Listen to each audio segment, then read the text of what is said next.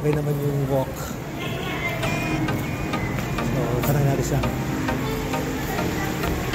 Basta mo, pag non-tourist, hindi ka dito dito. Meron. Sample dito. Number 1, registration tayo.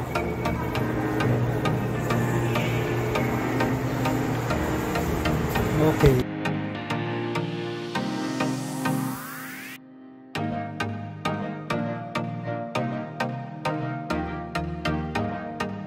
Pasok ako. Punta muna ako sa registration verification counter para sa ID and hotel. Then nagbayad ako sa ticketing booth terminal fee. Katabi niya lang isirba ito. Magkakatabi lang sila then both ticket. I don't know why they do that. Dapat pinagkabit-kabit na lang nila. But oh well. I think it's a kind of wasted line. I guess line per line every time dito. Alam niyo naman dito sa Pilipinas. Paper. Oop, I have to fill this thing out. Good morning po. Doon na tayo next. Thank you. Thank you. May water station dito? May water station? Sa mga office po. Sorry.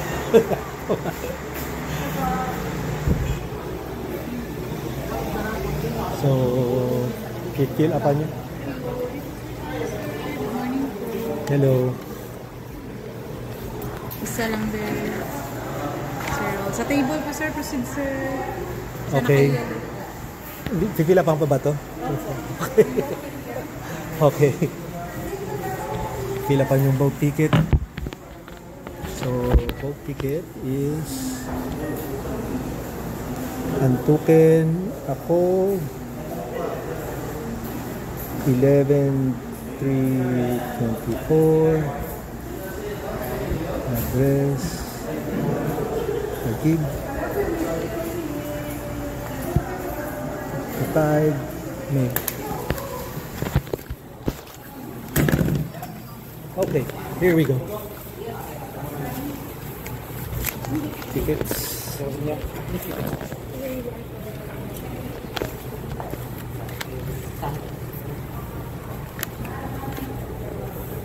Saan pupunta natin? Salamat. So here we go. 17. Paano natin malalaman to, sir? Back, sir. Don, okay. Salamat. Good morning. 17 eh. Back.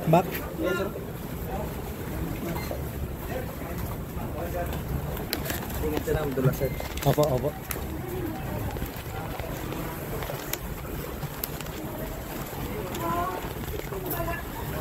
Pasensya na, magulo yung camera ko.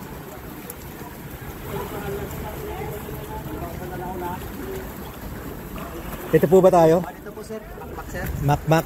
Seat number Okay, sa po, pangalan ha. Seat number pala yan. Seat number po, sir. Akala ko boat number. Thank you. Pangalan ng boat yan, saka seat number. 17. Okay, here we go.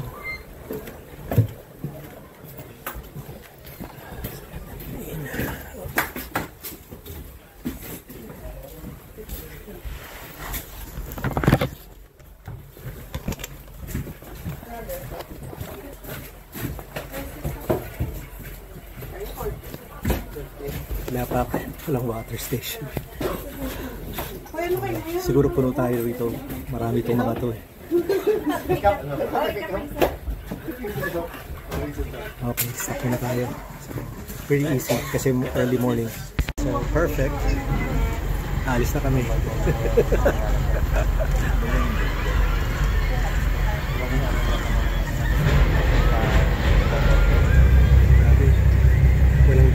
May bintana, hindi nabubuksan. Nabubuksan ba yun?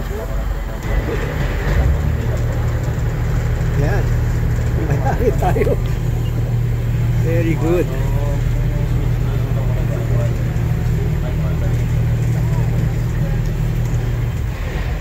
Share kaya natin. Okay. So far, it's working out. Huwag lang uulan. Sira ang bakasyon.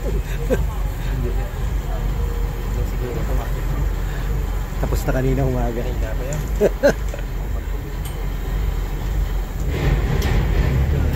Boat ride, mga 5 minutes. Speedboat tayo ngayon. Speedboat mode.